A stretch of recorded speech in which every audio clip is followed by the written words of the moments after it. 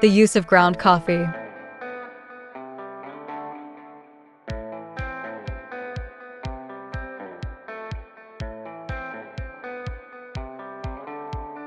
When extracting using a USB power cable, please add hot water greater than or equal to 185 degrees Fahrenheit. Press the button twice quickly. Extract directly.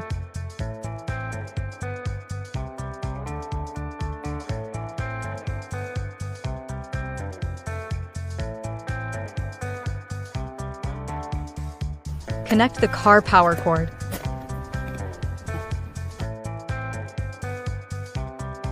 Add room temperature water. Press and hold the power button for 3 seconds. The coffee cup starts heating. After reaching the desired temperature, the extraction process will start automatically.